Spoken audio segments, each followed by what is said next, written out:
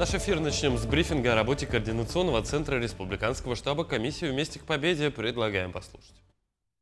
В рамках Государственной комиссии «Вместе к победе» продолжается работа по дополнительной помощи нашим военнослужащим, оказание консультативной и юридической помощи семьям военнослужащих. Мы на сегодняшний день отмечаем отправку более 120 единиц техники на фронт в этом году. Также порядка 130 тонн адресных посылок и волонтерской продукции. Силами сотрудников опорных пунктов, прикомандированных с разных предприятий нашей республики по решению оперативного штаба республики, Государственной комиссии «Вместе к победе» работа продолжается при поддержке министерств и ведомств и государственных учреждений.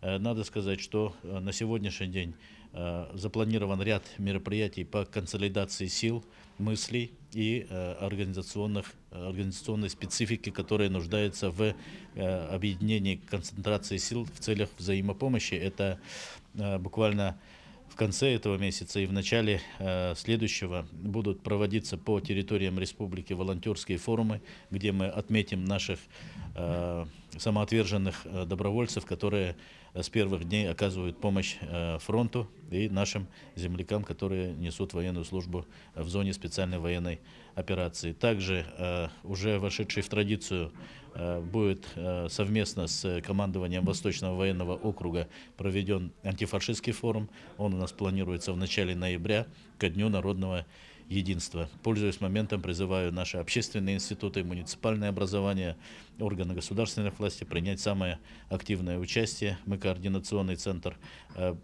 на сегодняшний день ведем организационную работу и те планы, которые мы наметили. Надо сказать, что системно отправляются делегации муниципальных образований в зону специальной военной операции. По сути, благодаря им мы понимаем, где, в каком территориальном направлении находятся наши земляки, что в принципе облегчает и позволяет оперативно решать вопросы по доставке той или иной помощи. Работа продолжается совместно с Московским оперативным штабом Госкомиссии «Вместе к победе», совместно с штабом по Дальнему Востоку, ну и как центрирующий штаб, это штаб республики, в целом входящий в республиканскую комиссию «Вместе к победе». Далее переходим к выпуску новостей. В студии Петр Васильев, коротко о главном. Завершился второй модуль программы «Якутия. Земля героев». Участники кадровой программы прошли обучение по теме регионального и муниципального управления. Стартовал прием вопросов на прямую линию главы Якутии Айсена Николаева. Жители республики могут задать свои вопросы несколькими способами. Расскажем, какими именно. Но в Москве объявили старт национального конкурса красоты «Мисс Россия». Символ грации, вдохновения и великолепия. Узнаем, кто представит нашу республику.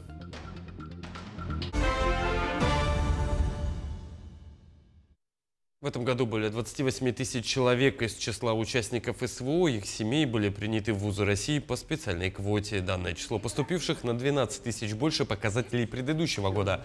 Об этом президенту Владимиру Путину заявил министр науки и высшего образования России Валерий Фальков на совещании правительства. В текущем году на отдельную квоту было выделено больше 53 тысяч мест. По словам министра, общий объем мест, выделенных для участников СВО и их близких, является достаточным. Он также напомнил, что установленные нормативные акты обязывают высшие учебные заведения выделять не менее 10% бюджетных мест на данную квоту. Курсанты кадровой программы «Якутия. Земля героев» представили свои проекты главе региона Айсену Николаеву. Всего презентовали 25 проектов, охватывающих такие важные направления, как промышленность, транспортная логистика, туризм, сохранение объектов культурного наследия и другие актуальные сферы. Примечательно, что за каждым курсантом закрепили куратора из числа руководителей республиканских учреждений и представителей госслужбы. После презентации проектов глава региона отметил, что все участники продемонстрировали высокий уровень подготовки и глубокую вовлеченность в разработку своих инициатив. Проект мой называется «Инвестирование в наследие». Моим куратором является Бугаев Николай, директор Государственного краеведческого музея республики. Данный проект предусматривает масштабирование разработанных методик масштабирование в республике. У нас сейчас в данный момент в республике 1800 объектов культурного наследия. Среди них очень много объектов, старинных зданий, которые могут быть восстановлены и использованы в новом воплощении. Стартовал прием вопросов на прямую линию главы Якутии Айсена Николаева. Жители республики могут задать свои вопросы несколькими способами. По телефону колл-центра или через телеграм-бота. Главным новшеством предстоящего эфира станет возможность отправлять вопросы непосредственно во время эфира через российский мессенджер Макс. В прямом эфире Илдархан традиционно ответит на вопросы якутян, расскажет о новых задачах по развитию региона. Прием вопросов продлится вплоть до завершения прямой линии. Прямая линия состоится 27 сентября в 7 вечера. Посмотреть прямую линию можно будет на основных телеканалах НВК «Саха», Якутия-24, Россия-24, а также на основных радиостанциях и в социальных сетях главы республики Айсена Николаева. Колл-центр принимает звонки жителей в будние дни с 9 утра до 6 вечера. Также вопросы можно задать через специализированный телеграм-бот. В рамках приемной кампании этого года российские вузы закрыли выделенные места практически на 100%. Всего было зачислено 904 тысячи выпускников школ и колледжей, более 440 тысяч из них получили места на бюджетной основе, 464 тысячи по контракту. Значительная доля этих мест, 74%, была предоставлена регионам страны. Возрос интерес абитуриентов к инженерным специальностям. Также наблюдался существенный прирост поступающих на направления, которые связаны с технологиями искусственного интеллекта. 14 тысяч человек в 161 вузе начали обучение по данным специальностям. Это почти в 2,5 раза превышает показатели прошлого года. В Нербинском районе уже который год успешно воздвигаются новые дороги. Это очень важный наземный путь для отделенных населенных пунктов. Еще 6 лет назад было начато строительство дороги с самого отдаленного населенного пункта Хаты до Малыкай.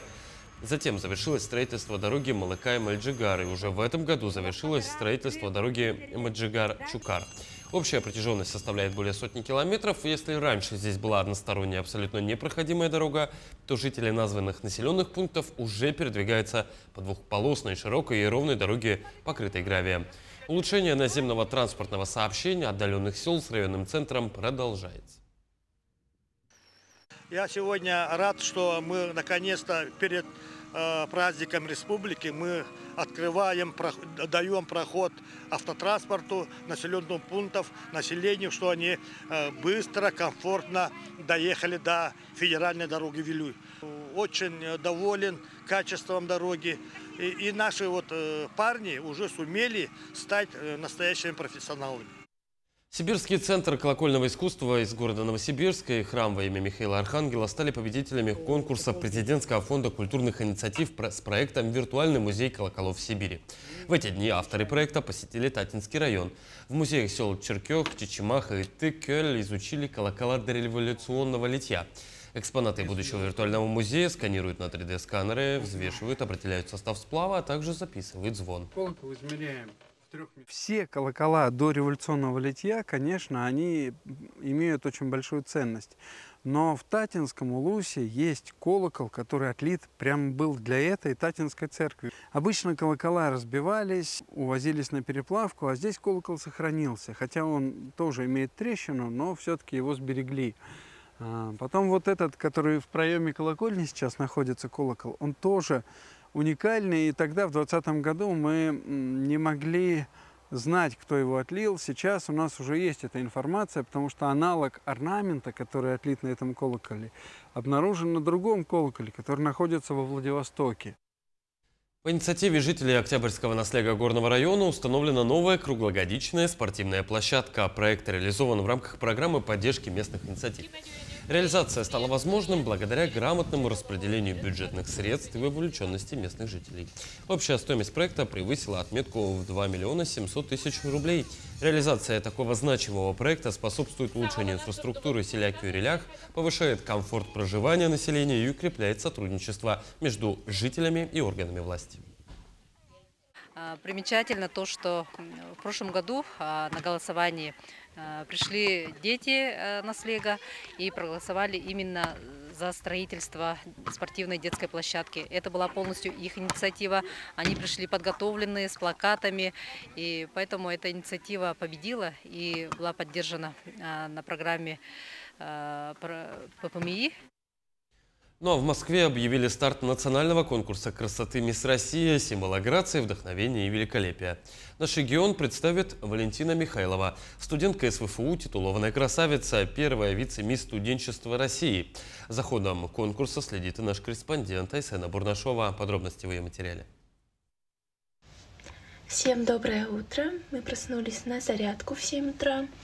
Нам выдали такую красивую форму. Зарядка в 7 утра, дефиле, фотосессии. Так теперь выглядят будни Валентины Михайловой, участницы конкурса «Мисс Россия» от Якутии. Бьюти-рутиной девушка делится в соцсетях. Постараюсь все вкладывать, показывать.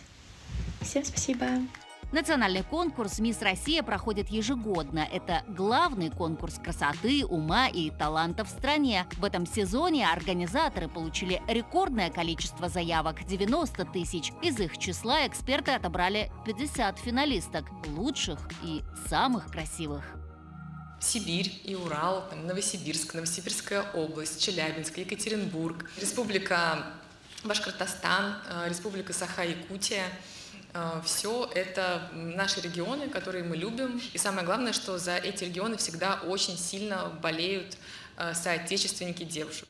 Рост финалисток от 173, точеные, изящные, а еще умные. Среди участниц будущие юристы, философы, математики. Взять и нашу Валю. Учится в СВФУ на переводчика английского и китайского языков. Школа с золотой медалью, танцует. Впереди у красавиц ключевые этапы конкурса. Визитка, выход в национальных костюмах, шоу талантов и еще. Особое внимание в этом году мы уделим этапу благотворительных проектов. Каждая финалистка привезет на конкурс свой проект, который она либо уже реализовала в своем регионе, либо только готовит к реализации. Самые яркие, интересные проекты мы поможем реализовать на региональном или федеральном уровне. Новую «Мисс Россия» объявят 4 октября в Москве. Победительница получит корону, 1 миллион рублей и право представлять Россию на международном конкурсе красоты «Мисс Вселенная». Он пройдет в Таиланде в ноябре этого года. Для Валентины Михайловой участие в конкурсе «Мисс Россия» – исполнение детской мечты. Поэтому… Пожелайте мне удачи. Айсена Бурнашова, Виктор Олесов, Москва. Это были все новости к этому часу. До встречи в дальнейших эфирах.